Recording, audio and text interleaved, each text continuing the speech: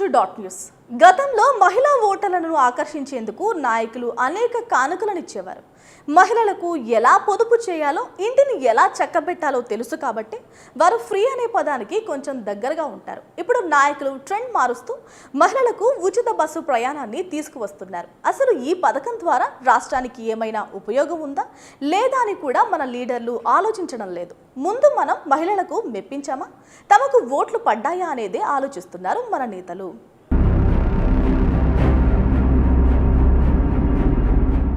మహిళలకు free bus పథకం మొదట ఢిల్లీ ప్రభుత్వం 2019లో ఆగస్టు 15న రక్షాబంధన్ పండుగ రోజున మహిళలకు కానుకగా ఈ పథకాన్ని ఆ రాష్ట్ర సీఎం కేజ్రీవాల్ తీసుకువచ్చారు. అయితే ఉచితంగా ప్రయాణించడం ఇష్టం లేని మహిళలు టికెట్ కూడా తీసుకోవచ్చని తెలిపారు. ఢిల్లీలో ఈ పథకం సక్సెస్ కావడంతో కర్ణాటక కాంగ్రెస్ గత ఎన్నికల్లో తమ మేనిఫెస్టోలో ఈ పథకాన్ని 5 గ్యారంటీల్లో ఒకటిగా ప్రజల్లోకి తీసుకువెళ్ళింది.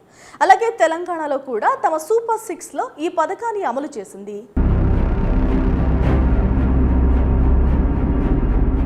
మొదట కర్ణాటకలో ఈ పథకం కొద్ది రోజుల పాటు మంచిగా నడిచిన తర్వాత నిబంధనలతో వాటికి బ్రేక్ వేశారు. రోజు రోజుకి మహిళా ప్రయాణికుల సంఖ్య పెరగడంతో రాష్ట్రంలో కొంత గందరగోళ వాతావరణం నెలకొంది. తోపులాటలు కూడా చోటు చేసుకున్నాయి.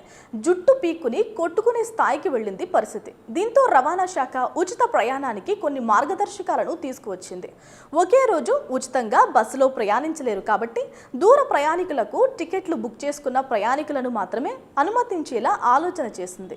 ఇలా మహిళలకు ఫ్రీగా రిజర్వేషన్ తీసుకురావడంతో అక్కడ మహిళలకు ఉచిత బస్సు ప్రయాణం పెద్దగా సక్సెస్ కాకపోగా ఆర్టీసీని నష్టాల్లో నెట్టేసింది.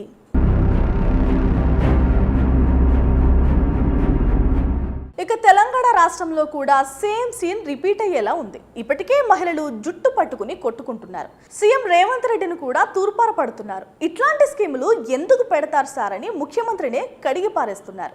ఆల్రెడీ తెలంగాణ ప్రభుత్వం కూడా ఈ పథకంతో నష్టాల బాటలో నడుస్తోంది. దీనికి తోడు తెలంగాణకు ఆర్టీసీ ద్వారా వచ్చే ఆదాయంలో 45% వాటా మహిళలదే. ఇప్పుడు ఆదాయం కూడా తగ్గింది. దీనివల్ల టీఎస్ఆర్టీసీ రోజుకు 7 కోట్ల ఆదాయం కోల్పోతోంది. ఫ్రీ బస్సు సదుపాయం ఆర్డినరీ ఎక్స్ప్రెస్ బస్సుల్లో మాత్రమే ఉంది. లగ్జరీ, సూపర్ లగ్జరీ, గరుడ లాంటి బస్సుల్లో నో ఫ్రీ. ఈ స్కీమ్తో ఆటో నడుపుకునే వారి పొట్ట కొట్టారని బాధితులు ఆరోపిస్తున్నారు.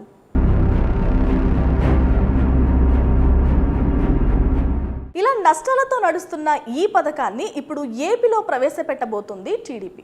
ఇప్పటికే ఆంధ్రప్రదేశ్లో 60 సంవత్సరాలకు పైబడిన వారికి ఛార్జీలలో 25% రాయితీ ఇస్తున్నారు. ఇప్పుడు ఈ పథకం ఏపీ ఆర్టీసీని మరింత అప్పుల్లో నెట్టేయనుంది.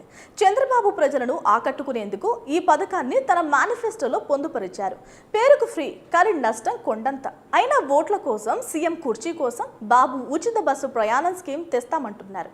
ఈ స్కీమ్ వల్ల అటు ఆర్టీసీ నష్టాల బాట పట్టడమే కాకుండా ఉద్యోగులు కూడా ఇబ్బందులు పడతారని, ఫలితంగా ఆటో నడుపుకునే వాళ్లకు కష్టాలు తప్పవని ముందు చూపుతో జగన్ ఈ స్కీమ్ను వద్దనుకున్నారు.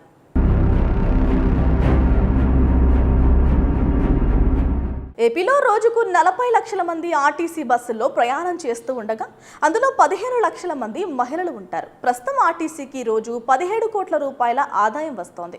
ఒకవేళ మహిళలకు ఉచిత ప్రయాణ సౌకర్యం కల్పిస్తే రోజుకు 4 కోట్ల రూపాయలు నష్టం వస్తుందని నిపుణులు అంటున్నారు. రోడ్డు రవాణా సంస్థను ప్రభుత్వంలో విలీనం చేసిన తర్వాత ఏపీ ఆర్టీసీ సిబ్బందికి రాష్ట్ర ప్రభుత్వం నెలకు 300 కోట్ల రూపాయలు జీతాలు చెల్లిస్తోంది.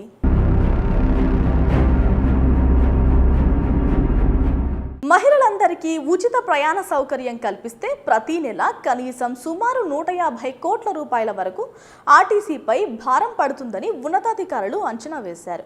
ఆ డబ్బులను ప్రభుత్వం చెల్లిస్తుందని చంద్రబాబు అంటున్నారు. గత ప్రభుత్వంలో బస్సుల్లో మహిళలకు ఉచిత బస్సు ప్రయాణం అమలుకు సంబంధించి సాధ్యాసాధ్యాలపైన ఉన్నతాధికారులు అధ్యయనం చేశారు. ఆర్థిక అంశాలతో పాటు పురుషులు, ఆటో డ్రైవర్ల సమస్యలను సైతం ప్రస్తావించినట్లు సమాచారం.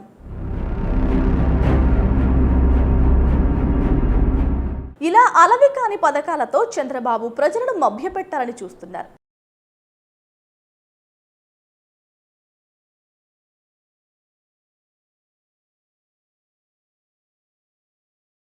ప్రయత్నాలు చేస్తున్నారు.